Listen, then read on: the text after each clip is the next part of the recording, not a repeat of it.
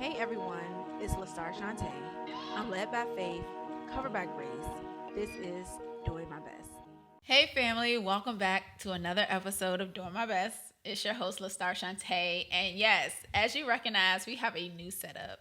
We're introducing our table segment, and so this is when we sit at the table and we gather together and we grow together to have those conversations that sometimes you didn't have at dinner. So today I have a very special guest here, as you can see.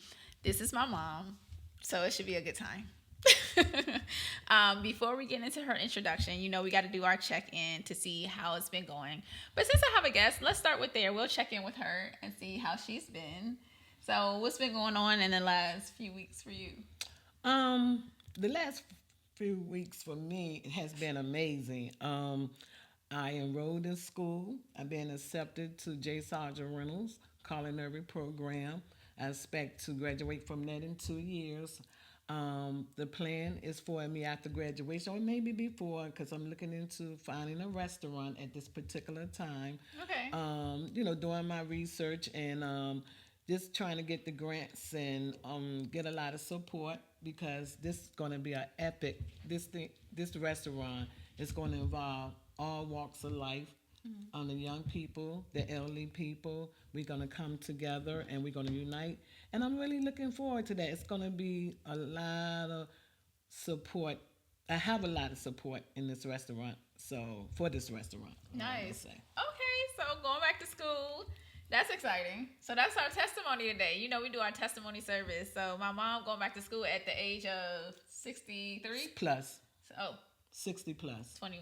Okay, 60 plus. Mm-hmm. um, Going back to school at 60 plus is amazing and it's inspirational. And I think we kind of talk about this every episode of really chasing your dreams and not settling for those things that seem comfortable, but pushing yourself beyond that comfort zone to live the life that you desire. And so that's what Doing My Best is all about. It's literally about taking life one day at a time, but tapping into that original design that God had for us. And so I'm proud of you. Thank you. I'm proud of myself also. So right now I'm at a stage I'm basically celebrating me. Okay. For this journey I'm getting ready to embark upon. I'm really looking forward to it. That's good. So don't call me over to write your papers, okay? Okay, amen. Okay. All right, so that's good. And so today's segment, we're going to talk about the strength behind motherhood. And who else better than to have that conversation with than my own mom? Just seeing her be so resilient and being a mom, and not just a mom, being a mom that raised us as a single mom for a majority of our lives. And when I say us, of course, if you've been listening, most of you know I have two sisters by my mom, and then I have a sister and a brother with my dad, all the family. But being raised with raising three girls on her own, and just seeing how she had to sacrifice so much over the years to really take care of us. And now that I'm glad she said like she's celebrating herself, like even seeing her celebrate herself at this time in her life and going back to school, that's something I'm sure she had to put off because she was busy making sure that we had what we needed to like just survive, then go to school, do extracurriculars and the things that we want.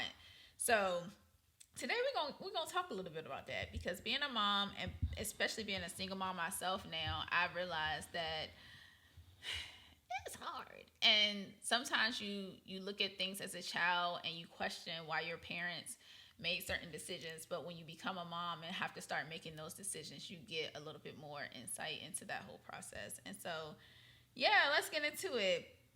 So my first question, well, before we get into the questions, would you mind sharing a little bit about that journey of like being married to dad, separating, and then raising us? Like, how did all that transpire for you?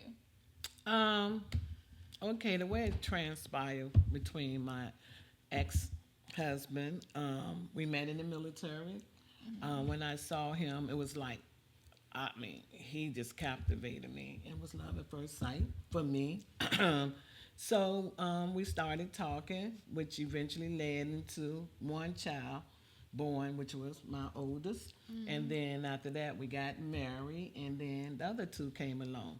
But I never, in my wildest dream, when I said I do to him, that it would have led eventually into a divorce. And I was devastated because I really felt like he was my soulmate.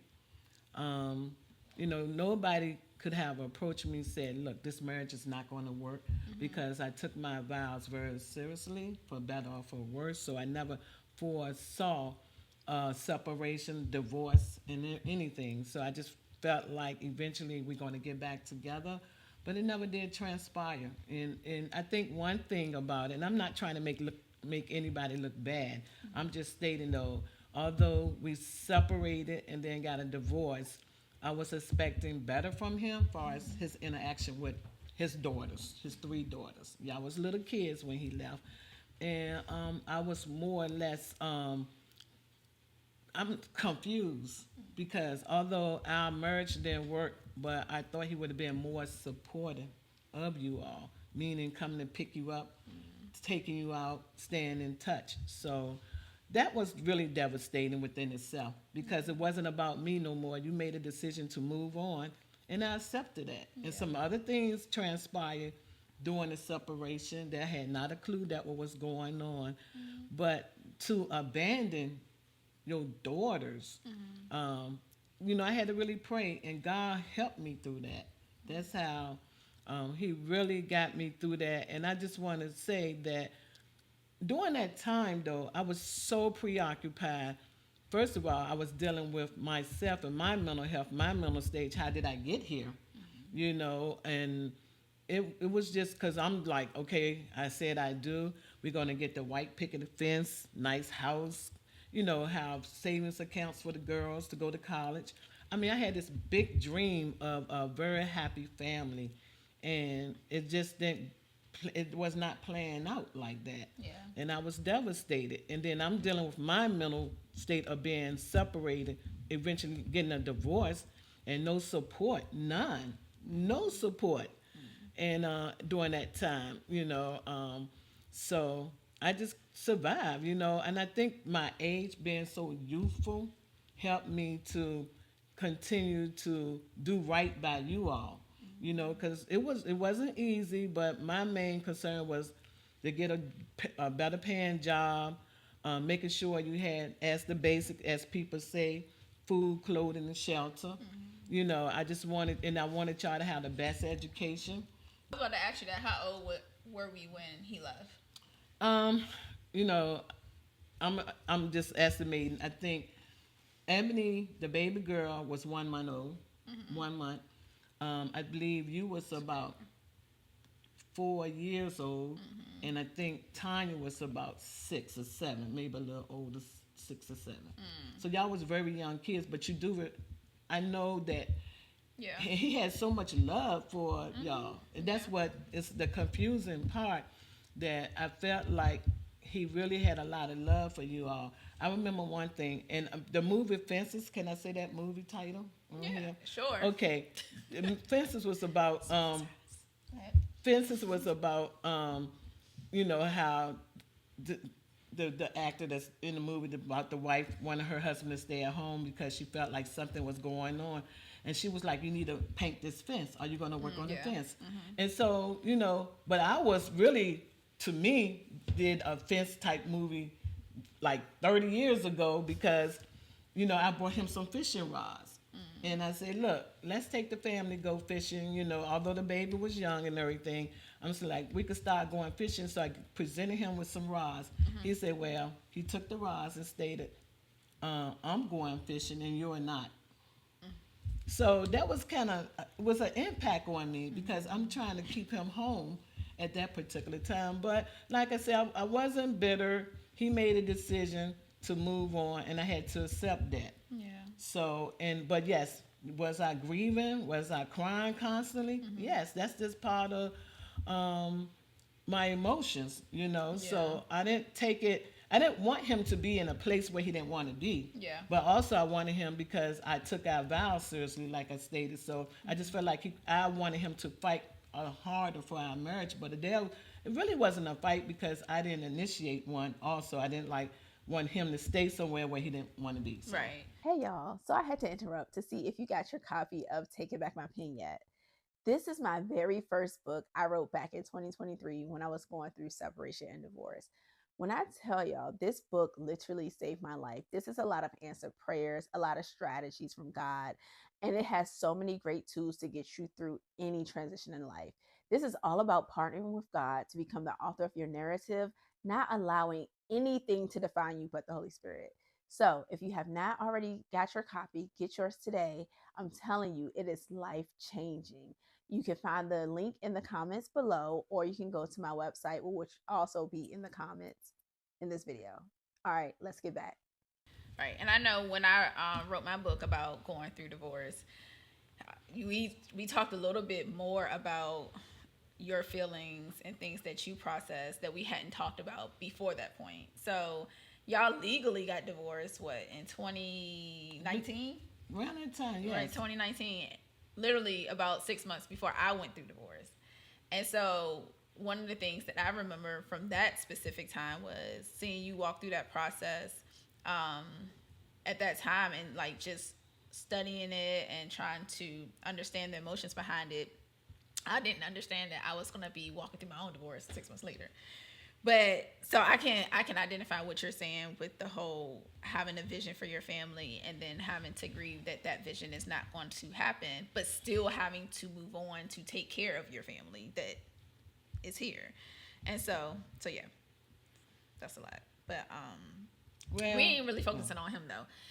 I want to focus on motherhood because I feel like that part is, again, you raising us speaks to the women that we became, and all of your sacrifice that you made speaks to, you know, all the things that we were able to accomplish in our lives. And I want to highlight that because, again, being raising my son, and his dad is active, but raising him, I'm just starting to understand how important it is to really tap into strength. And strength doesn't always mean showing up when you're tired. Strength means really pushing when it's hard, when you're grieving, you know, and you know, allowing yourself to experience those emotions while you're still trying to raise your child. So I want to talk about motherhood with you. So my first question to you would be, what was the hardest part of raising three children on your own? um, it wasn't hard because it was a necessity to make sure y'all were safe, make Mm-hmm. sure that and there was discipline. Far as don't be unruly, don't be disrespectful. Mm-hmm. I think I was juggling because basically I worked almost two jobs when you all was little, Mm-hmm. and going in the I just wanted y'all to be grounded and stay focused. And I know you were so young, a lot of responsibility was on you all. Yeah. I think the hardest, it really wasn't hard. Must say, I just didn't want y'all to be out there. Don't feel like you had what you call it, like common sense to how to protect yourself. I tried to make sure you be aware of the danger that could come your way, as Mm-hmm. far as being naive, maybe being like getting involved sexually with a person that I wanted you all to be headstrong. So I just wanted, and although what's one? Oh, listen. Go No, no, no, ahead. no. What I'm trying to say, the hardest part was just making sure you all was focused, Mm-hmm. and knew right from wrong. Yeah. And I try to instill that in you all. Don't do drugs. Don't be sexually active. Concentrate in school. Although, because I was working two jobs, and I remember one time you made a comment before I got my last job that I had, and you stated, "Mom, since you have this new job, we don't get to see you that much." And I'm going like, she said, "I wish you would have never taken that job, but it's a good paying job." You're like, "We'd rather have you than you out there where we don't have the opportunity to spend more time with you." Mm-hmm. And that was like, man. So I would say that is kind of one regret that I have is working. I was a workaholic. Mm-hmm. I was all about making money, making sure that you have all the things you needed for school, because I was in a lot of different Yeah. activity, track and field. Um, you was in these organizations at school. You was a cheerleader, which cost that the traveling and everything. Ebony, she was becoming a musician. I brought her. Those were very expensive items Yeah. and activities that y'all was involved in. Yeah. So I just work, and if I had to do it all over again, I think I would have just worked one job and been able to spend more time with you. I really, that really eats at me because I worked. I was just all about trying to make the money, pay the bills, Mm-hmm. and make sure that you had what you needed for school activities. Yeah. So I think I regret working two jobs, and you can't get that time back. Yeah. You, Yeah. you really can't, because when we was close, I mean, you used to stick underneath me, Mm-hmm. Tanya. I mean, to me, when you all was really little, was a good time because Mm-hmm. I was doing my best because I wasn't working as much. But once I started, Yeah. It's you know, hard to go back. yeah, I understand that, but and the other side of that too is because of the time you put in with working, you were able to retire young. You know, a lot of people don't have that opportunity to be able to do that for themselves, especially because you did work so hard. So I get that part of it, but that is one of the things that I do admire because I'm like, oh, my mom retired. What, you retired at 55? 55. 55? Yeah, I'm Mm-hmm. like, that's pretty dope. And just even trying to build out my own future, like just looking at that, I'm like, that's admirable because I wanted to retire by 35, but here we are at 40 and still And working. you But still young. You still yeah, young. still But young. although I retired so young, I didn't really have money where I should have retired, but I was able to. But I look at life like this. I really worked hard until Mm-hmm. I was 55 and I was eligible to retire, but the income wasn't there because, I just, and the grandkids started coming along. Oh, Yeah. that's another thing, the grandchildren. And, money was being dished out, so Yeah, but end up with 8 grandchildren when I retire. And, it's just it was really, now not only 3 daughters I'm still, although you all were grown, I'm trying to help out the grandchildren now. yeah, So the money, yeah, but I'm I get thankful that. that I was able to retire, and I live Yes. comfortably now. I'm not like extravagant and anything, but Yeah, but you get to do the things that you enjoy, and um, I still think it's good. Like even if you don't have all the money that you want, I still think it's nice that you oh were able to do yes, that yes, I'm yeah. after working so hard. So when you were talking, you talked about not being able to get your time back, and that's another thing I think I took from our experience, especially growing up and seeing you, go to work. I would stay up till you got home most of the time. Like I would stay up until I seen them lights pull into the driveway, and I'm like, okay, you home, and just remembering that time of like understanding you have to work because of course I wasn't ignorant as a child. You raised us with wisdom, so I know you had to work, but it was still hard not having that time. So I think for me that's one of the things I try to do. With Trey is like trying to have spend the time with him, but then it's almost like it's kind of like a give or take with the singleness because it's like I'm spending the time, so I'm not able to maximize the income, which I mean, I can. We're not struggling, but it's like everything comes with a sacrifice. And I think for me, that's one of the hardest things. It's like, well, what am I doing this right? Like, am I mothering right in a way that's going to be beneficial to him? I heard something one time, and it was by some therapist online, and they was like, everybody's going to go to therapy or need therapy at some point in life. You just have to decide what you're going to send your child to therapy for. And it's saying that we don't have control over everything. All we can do is lean into wisdom, lean into the Holy Spirit, and try to be the best parents we can. Trying to have that control and check every box and cross every T, dot every I is never going to be possible because it takes the place of God. So that's one thing I had to learn Well, from being a parent. It's like we do our best, but ultimately God is in control, and that took away some of the weight that I was trying to carry and trying to make sure he doesn't lack anything. So I yeah. think all things are possible. I don't think nothing is impossible if you really put your mind to it. And only thing I say is raising children nowadays. And you said Trey, I love to see the parents take their children to church. They Mm-hmm. need that. I mean, I don't know if you are atheist, but for me, I'm a Christian. I believe in God, the Father, Son, and the Holy Ghost. Mm-hmm. And with that being said, I think the world right now, because young people are not going to church. They don't know where their help comes from. They don't even know how to pray. They don't know who God is. They Yeah. don't they because the parents, one thing I did do right, I feel like in my heart, I had you all in church. Mhm. Y'all was going to church Friday night, Saturday, Sunday, this and that in church. Although you were young, but I knew you was listening, you was going to learn something. God's going to convict your heart as you got older Yeah. because you're getting the word. But if you're not getting the word, and I just pray, that all my children, all three of y'all, even Dominique, all of y'all, just keep the children and your children in church. Yeah.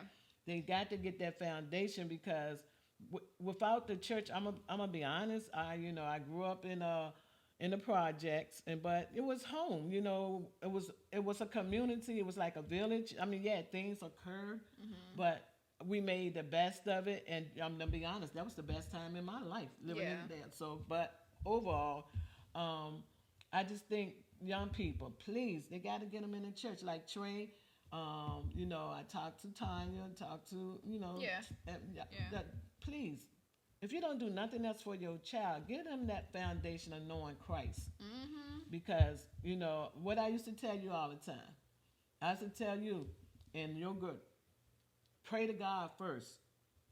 I used to say that, pray, go to God first, and then if you go to God first, you will have to come to mama. Because sometimes mama might not be in her right frame of mind.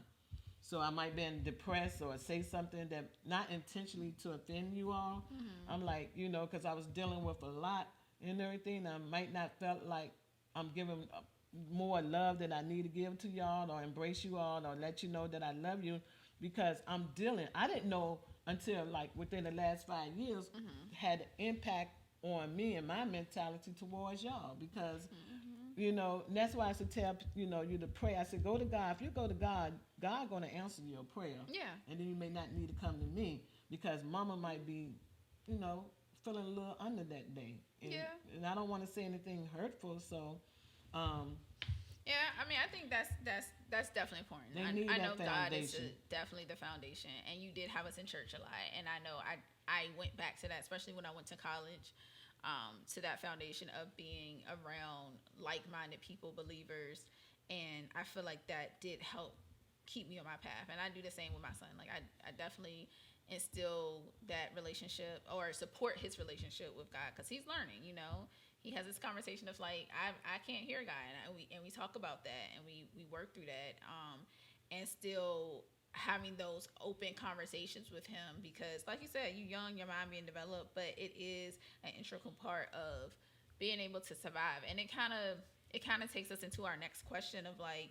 when things got difficult, what kept you motivated, as far as like raising us and not giving up, because some people, and it's not to say people are bad people because they leave, like we cannot determine what's good and bad, only God can determine that, right? So but you stayed the course. So when you stayed the course, what kept you motivated? What kept me motivated? The motivation came from you all. Because you were my responsibilities, and Yeah. I'm like, I don't want to fail you all. I want to make sure you got a good education. That's why I stress, going to college. Um, and then I know this is a temporary situation that I'm in that you all was gonna start growing up. Mhm. So I was just trying to make sure I live a righteous life and not expose you to things that could be harmful to you all. Mhm. So meaning that you all was my main focus. I had a clean household. No smoking, no drinking. Didn't keep stuff like that in the house. So that I felt like if I'm not a smoker anyway, but a drinker, I'm not. I might socialize here and there, not that often. But but I never kept those things in the house, and that was a Mhm. pet peeve for me to see parents exposing their kids to substances like that. Yeah. So I didn't want that. I remember when you all became grown, especially Tanya, she made a comment. I'm grown now, Mama. I'm gonna drink this beer in front of you, but she. Oh, I'm sorry. I didn't mean to put my daughter out like that. um, but but she didn't really. She just wanted to make a point. We are our own individual now. We don't, and I don't think they mean like we don't need your opinion. It's just more or less, Mom, we got to make up our own mind about our lives now, and Yeah. you know, Yeah. and I can appreciate that now, you know, because I just wanted y'all stay on the right track and you know be respectful to people. Didn't Yeah. want you know I couldn't stand disrespect. Yeah. Um, yes, man, no, man. That may sound old fashioned and everything, but it's just that you all kept me motivated though to try Yeah. to be an example of Mhm. righteousness, and so you all could follow that lead there. Okay. You Okay. know, Yeah, and that's the same thing. When I go through difficult times, Trey keeps me motivated. Like I think mm-hmm. that's a big thing of being able to see something in your kids that bring life to you and bring energy and strength. Just to be able to be here and see him grow up, I'm just like that's a lot of my motivation. It's not all of my motivation, but it's a big part of what keeps me motivated to keep going. So yeah, just that unconditional love that comes from a child. Right. And And so, then also I feel like even although my marriage didn't work out, I just, you know, I sent a text and, you know, to the ex like you have children and grandchildren. mm-hmm. And this is not a beat down. You made a decision, like you said, a conscious decision to do what you have done. It's never too late to be a dad and a grandfather. Yeah, I mean, You but that's know, ultimately again it goes back to control. You can't control people, and you you can't can't control control it, everything. but I do feel And like it's that's sometimes, not something that but it shouldn't be acceptable. You kind of want to it's reach not out and acceptable. It's nobody's accepting it, but at some point you have to say, "I'm turning this over to God." That's not.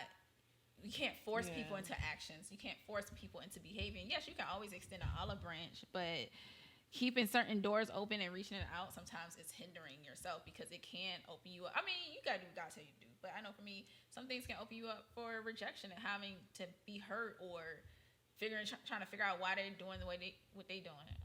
I leave that to God. If He want to be a dad, He'll be a dad. Like that's goes for being a mother he too. know we But exist. Like that's not well, anything. now It's no you, secrets.